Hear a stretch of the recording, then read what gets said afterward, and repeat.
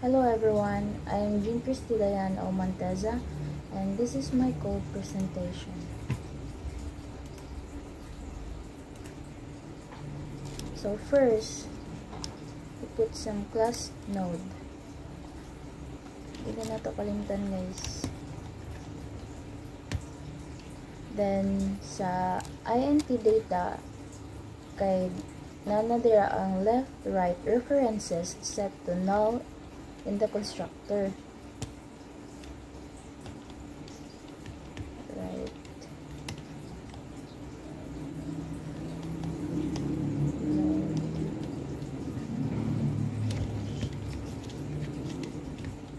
Oops.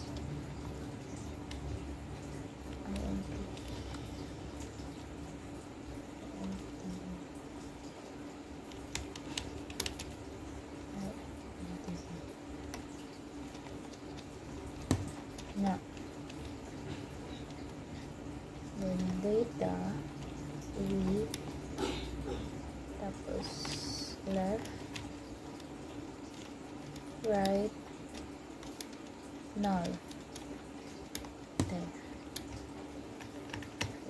sa ubos, ayan siya. Then magbutang mo po ka dahil o public class. Then din niyo kalimtan ninyong name sa kuan inyong code like kanan new class. Sa new class that implements a cursive post order traversal. Print post order which returns immediately for null node.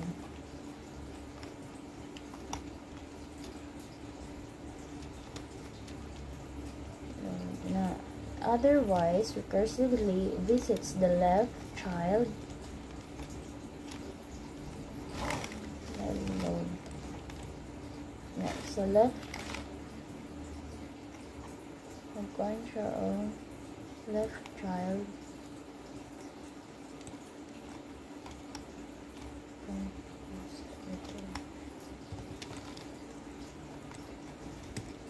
node.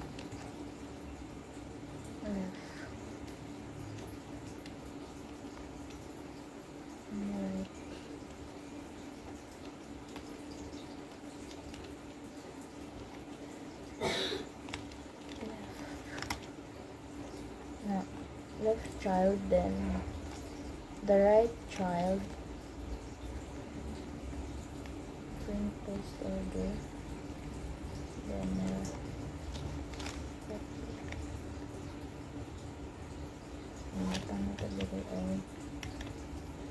right, no, and then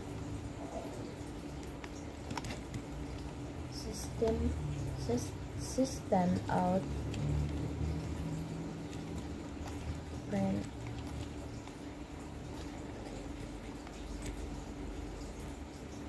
the main tree is constructed with root 1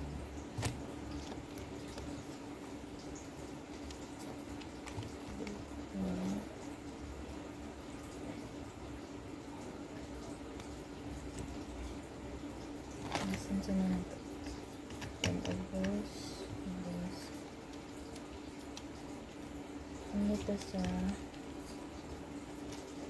public na pagbalik public static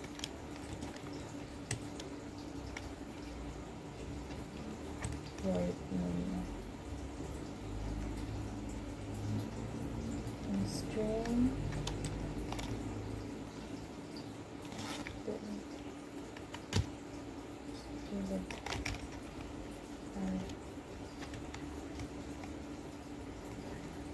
no.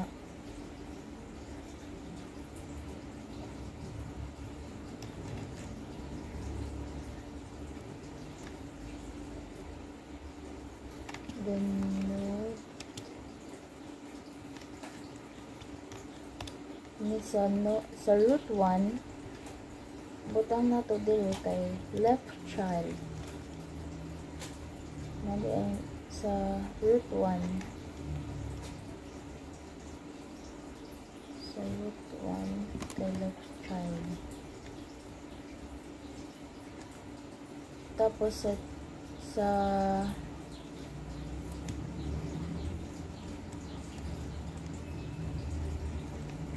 sa root left, then node 2, tapos sa root 3, sa root 3 guys,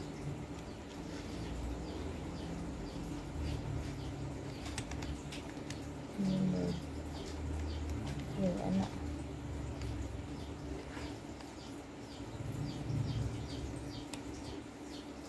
Which has right child 6, then print post order root is called execution goes. Enter node 1, which is left into print post order root is called execution goes. Then sa left into node 2 requires left into node 4. Both children null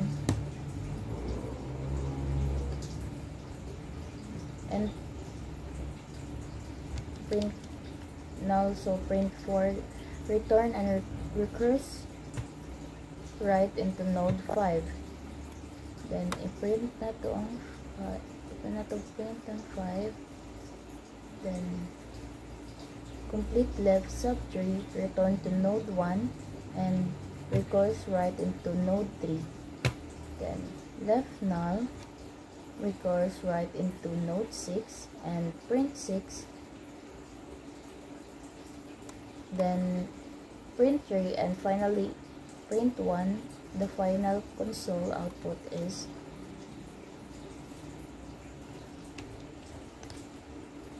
4, 5, 2, 6, 3, 1. Walang finalities. Thank you.